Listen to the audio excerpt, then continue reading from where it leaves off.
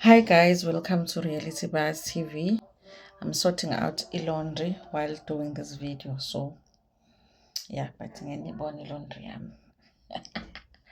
Anyways, you guys, listen. What happened to VJ and Undu, guys? What happened? Yini le engaka that Undu did to his father that makes his father hate him so much? Ngoba yo VJ hates Undu. He hates Undu. Ubona la in his face when he sees Undo come in the room. Why does he hate his son? Well, he doesn't like all of his sons, really. Because even okay, when they are around, you can see ukuthi ngathi uthi bahamba nini. Like he really he doesn't enjoy being in the presence of his sons. But Undu especially, what did Undu do? Ngize ngacabanga ngathi no man, is there any possibility yokuthi maybe, just maybe, Undu noXaba bake babanga intombi? Maybe they I don't know, they dated the same person at some point. Because what do you mean you don't like your child? What do you mean that as a man, the presence, the presence of your son wena iyacika? So today, Uti went to see the new baby because finally Uswazi gave birth. Swazi gave birth, and the others were not told about the baby. Remember last week? So T went to see Uswazi in the hospital, saw the baby, and then after the hospital, him and VJ decided that they were going to go to a restaurant, and then they called the other siblings to shoot the scene, to go out, but really just to shoot the scene. Now, the only son that showed up is Undu.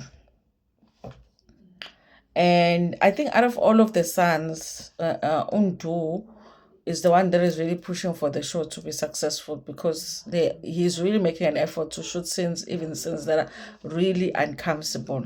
Whereas Abanye, they try and avoid being around their father, UVJ. So Undu shows up, Undu Sihle, Unontle, T, like the main ones really on the show. Even though you guys at the party, though, I felt like the other siblings could make the show more interesting. Their stories were more interesting, their personalities were more interesting, but they seem to just be focused on these ones. So Undu shows up and they're busy talking about the meeting that they had with Unkuli, which, by the way, guys, I said in the video I did, Mina, the girls didn't convince me Unkuli is the most evil stepmom. She was not an angel in that relationship where she was trying to raise them or help Uklaba raise them, but she's not worse than Uklaba because Uklaba just, it sounds like Uklaba was not around at all. Unkule was around but wasn't perfect. But their whole focus is on Unkule, what Unkule didn't do. Where were your mothers? Where were your mothers? So for me, you guys, it's very hard. I can hear people saying this woman is evil and whatever. I'm like, girl, like I believe unless the mother of a child has passed away, every woman must raise their child. Okay? Khulisa umntanakho nkosikazi, khulisa umntanakho nkosikazi, so that umntanakho angazohamba ayohlala namakhosikazi, and then later on they're trying to hold some women accountable for things that they did when you were alive. Why were you not raising your own child? I just believe in that, you guys. I feel like the exceptions is when a mother is not alive or a mother is not capable, physically, mentally, whatever, of taking care of their own child. But I don't understand how, as a mom, if I broke up with the father of my child, I would allow for my child to go and stay in the house with the stepmother and there are 15 other kids in that house. Why would I not be raising my own child? So I feel like, yeah, maybe Nkule was evil, but what were all these kids doing there without Uxaba? Because, and also now, if they want to hold anybody accountable, why are they not holding their father accountable? So they were actually talking about that meeting that they had with Nkule, how it went. And the way that Unotle was telling that story, I was like, Unotle, that's not how the story goes, girl. I'm actually realizing that they were actually also not perfect, but yeah, I guess they were kids, but they were not like babies. Now, Uxaba was trying to say ukuthi he did not think it was a good idea for them to go and see Nkule without other people being there. And he feels like now what's going to happen is that Nkule is going to go tell the story to Tulani. Tulani is Nkule's son. And then maybe Tulani will believe her side of the story without hearing their side of the story. And if Tulani had been there, it would have been different. He was just making an example that you guys should have made arrangements to have other people there.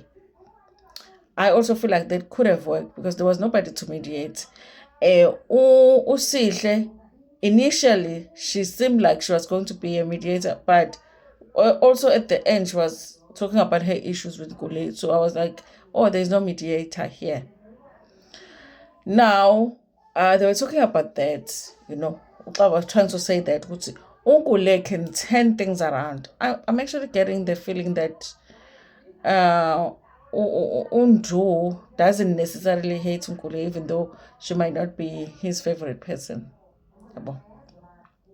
But he did say Naguti, she was not a nice woman, if I'm not mistaken, not a nice woman. Now, you guys, Undu makes a comment to say, you know what?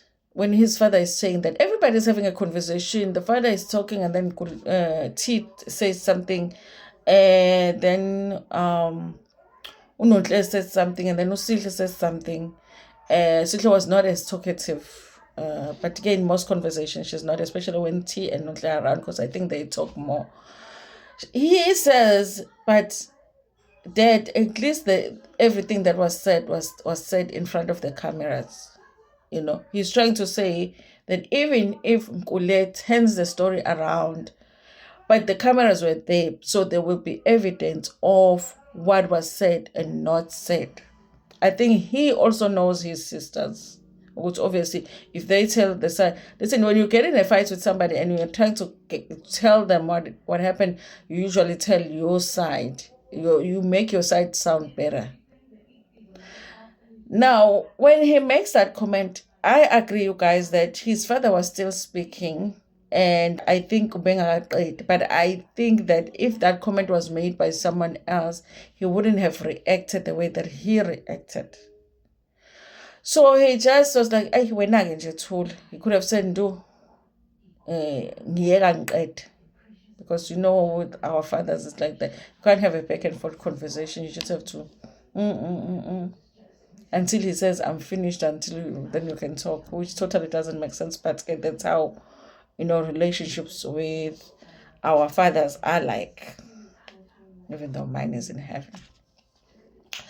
But so Undu makes that comment because we won't have that issue in this case, because if she does that, there were cameras around.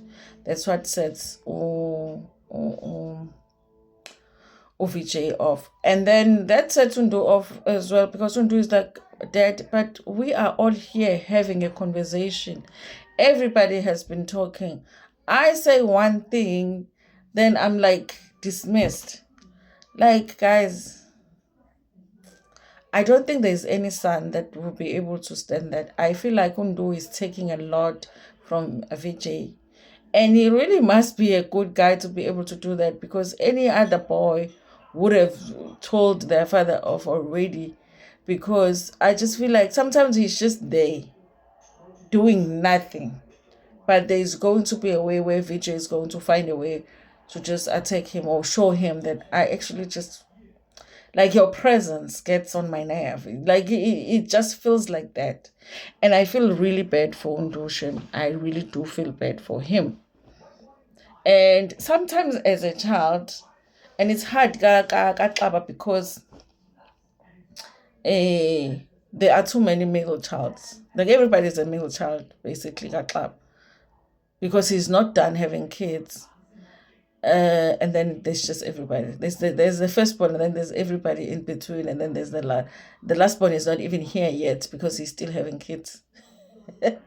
So it's very easy for them to feel unseen, unheard, um, disregarded, because there are so many others. And it's very easy for Xaba to feel like he's a good father when he's being good to just the two or three when there are 23 of them. If out of 23 of your kids, only three of them feel like you're a good father, you're not really a good father. So, because that means that there are 20 kids that are out there not feeling like you're a good father. But the thing that I don't understand is that Ndu keeps coming around and Vijay keeps acting like he really doesn't want him around. He's irritated by his presence, which I feel like it's really painful for guys. For it's not nice for you to feel like your parent does not want you around. It's not even nice at home because sometimes parents don't notice that they don't treat you the same, but you have to justify it internally for yourself to say no. They don't mean to do that, but as a child, you can see, "Yabona here, this is who is important. I'm not as important." But you know that you justify it to say, I know that my parents love me. With Ndu, it's just like made to be so obvious that he's not wanted. He is an irritation. He, what did Ndu do? So now I'm just feeling like maybe there is something that happened. Remember that Ndu lived in the house with Vijay and Uswas. And then he ended up leaving the house to go and live at Avoka with who? With who? Yes. With public enemy number one. They still do go and live at Avoka with that public enemy number one, that Abangam phone. Which also doesn't make sense, but they do. You know. Anyways, you guys, I'm still not convinced that Unkule is the worst person in the world. But I'm very much convinced that Uxaba doesn't like his son. Which is really sad to say. It's really sad to say a man doesn't like his son. He really doesn't like he really doesn't like Undu. It's really sad to watch. Really sad. Anyways, you guys, we still don't know if Vijay is still married to Unkule because they still have not gone into that part where they clarified that for us, because Nkule says that she is still married to Vijay. But Swazi says that Vijay is divorced, so we still are to get clarity on that. But guys, what did Ndu do to Xaba? Why does Xaba hate Undu so much? Angi understand.